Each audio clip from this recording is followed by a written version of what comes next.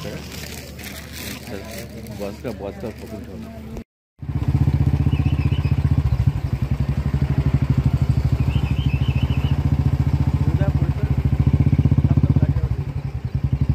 गणपती बाप्पा राहू दे, ते वैतागले ते गणपती बाप्पा घातला म्हणतात. कोकरे होती काल संध्याकाळी 5:30 वाजता दिवाणकोट या ठिकाणी दरड कोसळल्यामुळे महामार्ग पूर्णपणे बंद झाला. जवळपास 18 तास प्रवासी खोळंबले होते. मग त्यांची नेमकी व्यवस्था करायची कशी हा प्रश्न उपस्थित झाला. महसूल विभागाचे प्रांताधिकारी आकाश लिगाळे आणि DYSP राजेंद्र राजबाने त्याबरोबर डेपो दीपक चव्हाण यांनी एक निर्णय घेतला की एकंदरीत आपण जर बसेस सोडल्या तर म्हणजे अखेर लालपरी धावली हकेला असं म्हटलं तर वावं ठरणार. ते आपल्याबरोबर आहेत दीपक चव्हाण. सर काय सांगायचं. नमस्कार.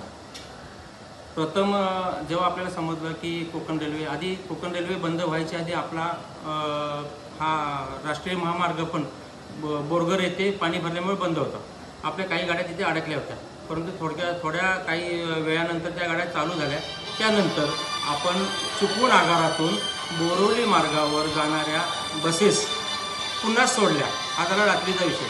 पण ते रेल्वे जेव्हा बंद आहे हे समजल्यानंतर प्रांत साहेब, परत DYSP साहेब, तहसीलदार साहेब, शिवाय परत खेडचे तहसीलदार साहेब यांचे वारंवार फोन येत होते. त्याप्रमाणे आपण स्वतः जाऊन रेल्वे स्टेशन येथे रात्री 12:30 वाजता मी स्वतः जाऊन स्टेशन मास्तर यांच्याशी संपर्क केला की STची काय आवश्यकता, प्रवाशांची काय व्यवस्था. तर तेव्हा आपल्याला असं तिथं निदर्शनं झालं की तेव्हा मुंबईला जाणारे प्रवासी कोणी नव्हते जवळजवळ. कारण कसं ती गंगा काहीतरी रेल्वे होती, तेवढी एकच रेल्वे होती. मग स्टेशन मास्तर म्हटले की सध्या आपल्या इथे कोण नाही, कारण आपल्या सर्व गाड्या खेड रेल्वे स्टेशन इथे थांबवलेल्या आहेत. मग पुन्हा सकाळी 6 वाजता आपल्या स्टँडवर बघितलं असता तर गर्दी भरपूर होती.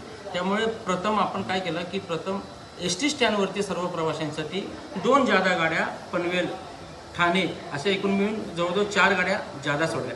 त्यानंतर लगेच प्रांत साहेब म्हटले की तुम्हाला रेल्वेसाठी 20 गाड्या द्यायच्या आहेत. आमचे विभाग नियंत्रक साहेब DC साहेब हे पण वारंवार संपर्कात होते. त्यांनी सांगितलं की रेल्वेला जास्तीत जास्त गाड्या पुरवा.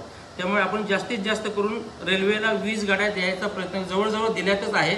वारंवार मगाशी तुम्ही होतात, आपण स्वतः त्या प्रवाशांना प्रत्येक गाडीमागे आपण स्वतः बसून आलेला आहे.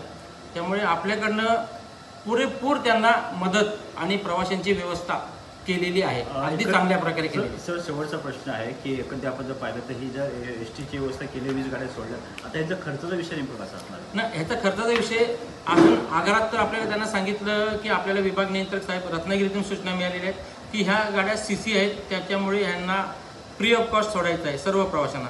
त्यामुळे आपण मगाशी प्रांत साहेबांना पण सांगितलं, प्रांत साहेब पण बोलले आपल्याला की ह्या सर्व गाड्या फ्री ऑफ कॉस्ट. त्यामुळे खर्चाचा जो काही विषय आहे तो डिव्हिजन लेवलला होणार आहे. त्याबद्दल आपल्याला तशी काही पूर्णपणे माहिती नाही. रात्रीपासून तुम्ही काम करता आणि आता सुद्धा काम करता, दोन्ही डिव्हिजन सांभाळता, इकडे 20 गाड्या आणि इकडे डिपो सांभाळताय, काय सांगायचं तुम्ही. ते आपलं कर्तव्यच आहे आणि अशा वेळेला ही आपत्कालीन व्यवस्था आहे.